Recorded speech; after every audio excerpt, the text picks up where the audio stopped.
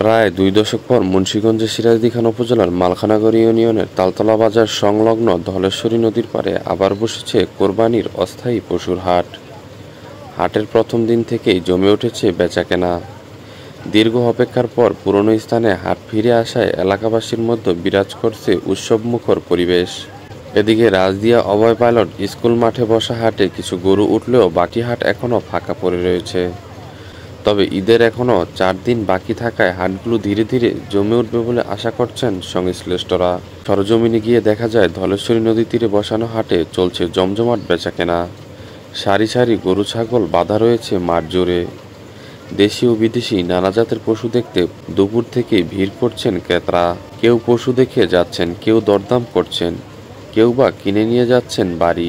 জানা গেছে ২০০৫ সালের দিকে নানা কারণে ঐতিহ্যবাহী এই হাটটি স্থানান্তর করে নেওয়া হয় মালখানগর কলেজ মাঠে।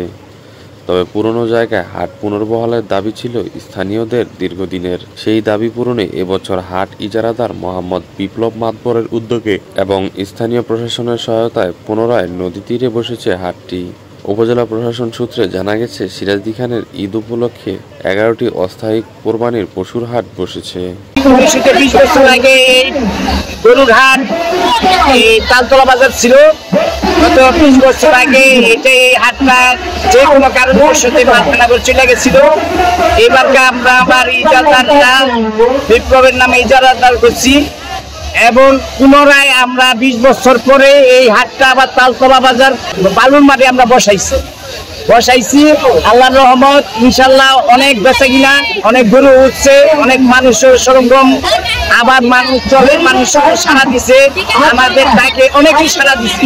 এখন আমাদের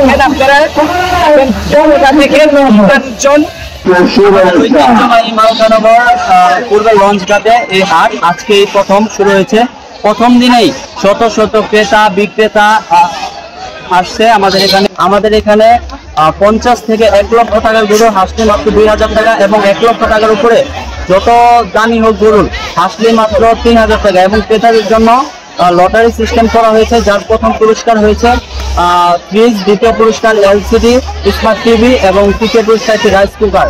আমি সকলকে আহ্বান জানাচ্ছি, আপনারা আসেন। আমাদের এখানে দেশি গরু আছে, সুন্দর মতো আপনারা কিনতে পারবেন। সকলকে আমি আহ্বান জানাচ্ছি আমাদের ঐতিহ্যবাহী তালতলা বাজার লঞ্চ ঘাটে আপনারা আসুন।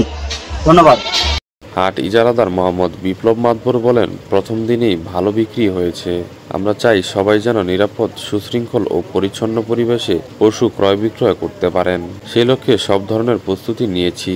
এলাকাবাসীর দীর্ঘদিনের প্রত্যাশা পূরণ করতে পেরে আমরাও আনন্দিত।